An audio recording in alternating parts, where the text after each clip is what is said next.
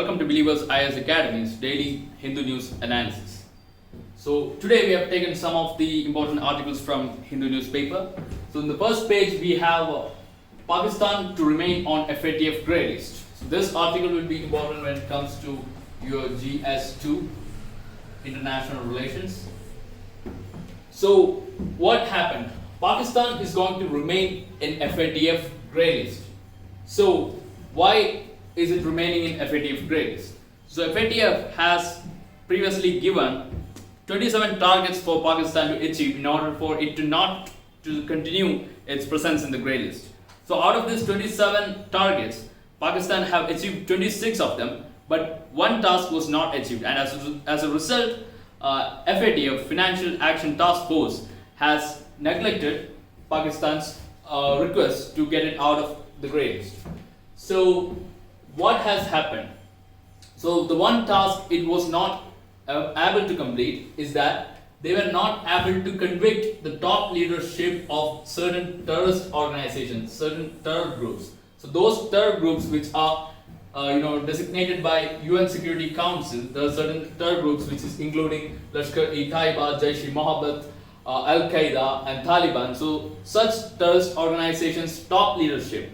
So Pakistan was not able to convict these top leaders. So as a result, Pakistan still remains in the grey list.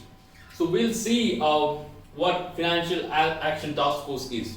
So FATF is actually an intergovernmental body that is going to fight against money laundering and terrorist funding. So it was formed in 1989 during the G7 summit in Paris, and its secretariat is located in Paris, which is in the OECD HQ, that is OECD headquarters. So OECD is actually the Organization for Economic Cooperation and Development. So this is an organization that consists of countries which have high income. So countries where you have a better standard of living, like high HDI, so developed countries you can say. So it's an organization comprised of developed countries, and India is not a member of OECD, but India is a member of the FATF. India is a member here, and there are like 39 member countries and regional organizations in FATF, and when it comes to OECD there is about 37.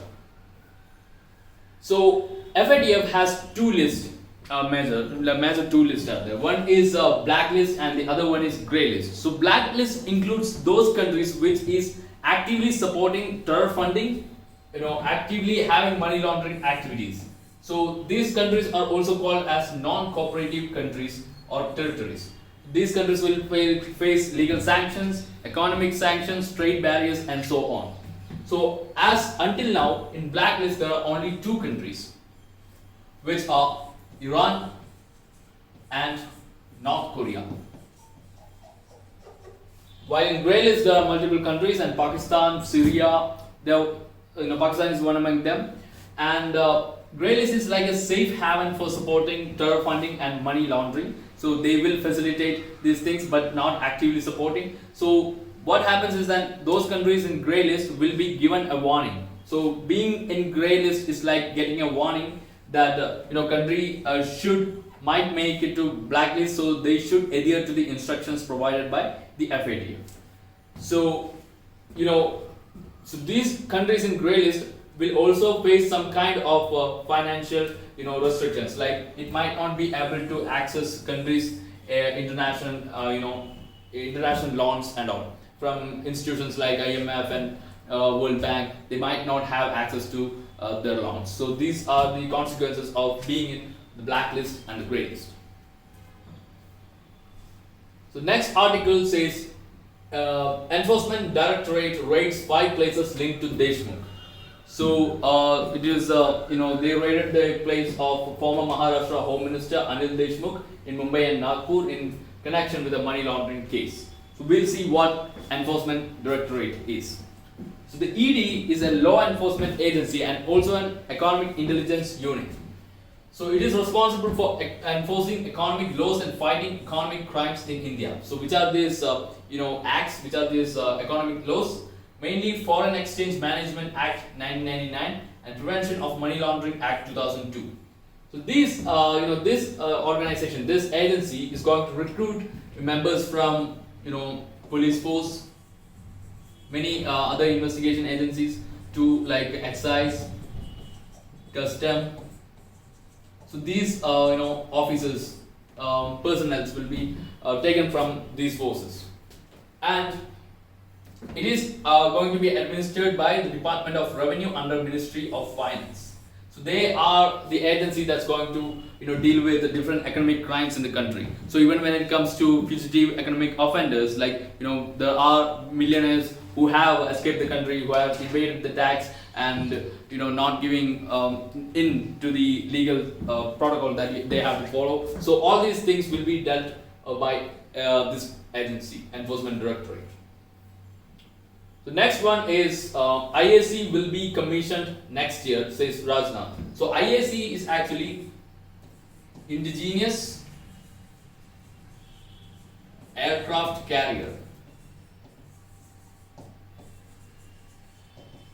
So India is for the first time having an indigenously built aircraft carrier, and is going to be named as INS Vikram. So it is based on the it's the same name that was given to the first aircraft carrier that we had, the INS Vikram, which was decommissioned back in the 90s. So what we have is a 75% indigenous content, which will include design, steel, weapons and sensors. So altogether we have 75% indigenous content in this aircraft carrier, and it is designed by Indian Navy's Directorate of Naval Design. So it is a great step towards the government's policy of Atmanirbhar Bharat, and it is going to be commissioned in next year. So what are the speciality of this aircraft carrier? So one is it has ability to launch 30 aircraft, which will be 20 fighter jets and 10 helicopters, and it will be named as INS Vikram, and INS Vikram was India's first aircraft carrier, which was decommissioned in 1997. Alright. So why India needs aircraft carriers? So we know that India needs a strong navy, because if you consider the present geopolitical trend, like that we have two aggressive neighbors, two neighboring countries which are not in a very good relation with us, Pakistan and China. And China is having increased presence in the Indian Ocean area. Actually, there is a hypothesis that China is trying to cover around the Indian Ocean strategically by having settlements, having ports, strategical points in different parts. Like it's having Hambantota port right now in Sri Lanka. It's having more connections, increasing connections with Bangladesh and Pakistan. In Pakistan also, it's very close to Pakistan, and even in Pakistan there are military establishments, naval establishments here. So this is called strings of pearls. So there is an increased presence of China in the Indian Ocean region, and in case of a conflict, we are supposed to have something on our side. We are supposed to counter the attacks of these countries in a possible war-like situation. So we need equipments, we need technologically advanced systems in place. So in the eastern and western seaboards, we require aircraft carriers, and previously in 2017 INS Virat was decommissioned. It was an aircraft carrier, and the only aircraft carrier that we have right now is INS Vikramaditya. So this is why we need aircraft carrier right now. Okay. So next article says Afghan exit by US may bring infiltrators. So this is said by an army officer, Army Lieutenant General T.P. Pandey. So he says that when US is going to pull out from Afghanistan, it is going to be a breeding ground for multiple terrorist organizations, and it might push more people into Jammu and Kashmir. But he goes on to say that army is ready to deal with any kind of infiltration, and in last year there were 0 infiltrations, but there remains terrorist launch pad in the border area, so we have to be very vigilant. And how is it going to, how is the US pull from Afghanistan going to affect India? How is it going to affect India? We'll look at it. So when US is going to pull out from Afghanistan, what we have right now in Afghanistan is a democratic government, right? But even though that is the case, most areas of Afghanistan is under Taliban control. And Taliban is very powerful, and it is very obvious that once US leaves, there's a huge chance of Taliban taking over the control. They are, they play a huge role in Afghan politics, and hence, when Taliban returns to power in the future, it might happen. And when it happens, Taliban has good connections, has good links with other extremist forces in the region, which will include, Indian terrorist, anti-Indian terrorist outfits like Lashkar-e-Taiba and Jaish-e-Mohammed. So there will be intensive training for terrorist organizations, funding will be there. So this will adversely affect India. It will have a security threat for India. So that is the reason the return of Taliban is going to, affect India. That's how it's going to affect India. And apart from that, once US pulls out of Afghanistan, it will also affect the investments that we have made in Afghanistan. It could affect the investment adversely, because it could dampen India's interest in Central Asia. Right now what we have is, we have invested very much in Afghanistan, and we are actually taking up infrastructure projects there, education, healthcare, a lot of things we are doing. And also we have, we are actually constructing Chabahar port in Iran, right? So Chabahar port in Iran is a part of our greater mission to increase our entry into the Central Asian area. That is our access with the North-South integrated transport system. We are going to have better trade relations with Central Asia. So there is a Chabahar port, and through that we can link our country's trade, and there will be a road and rail connection with the rest of the Central Asian countries. So this kind of investment that we have made, it is going to have an adverse effects on this. So this is what we are expecting. So the next article says DRDO test enhanced range Pinaka rocket.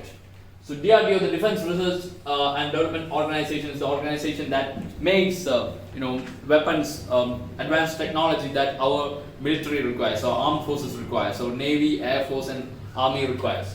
And it has enhanced the range of Pinaka rocket. So what is Pinaka rocket? So it is an indigenously made multi-barrel rocket launch system developed by DRDO for the Indian Army. And it's going to have state-of-the-art guidance kit bolstered by advanced navigation and control system. And its range is up to 75 kilometers. So initially the Pinaka missile system had a range of 40 kilometers, but after being updated, it has increased its range to 75 kilometers. And the navigation system of the missile is aided by the Indian Regional Navigation Satellite System. So this is a system of 7 satellites that we have to help the navigation in India. So it's an artillery missile system. An artillery missile system means it will be like, as you can see in the image, it can be placed behind a truck and it can be fired from any place inside our border, and it will go up to 75 kilometers and strike the target. So it has a very precision striking system too. So that's all about it. These are the important articles we have taken up today, and for more such videos you can subscribe to our YouTube channel, and you can also follow us on Telegram, Facebook and Instagram to get all the updates, and do visit our website where you can find the kind of course structure that we provide. So that's all. Thanks for watching the video.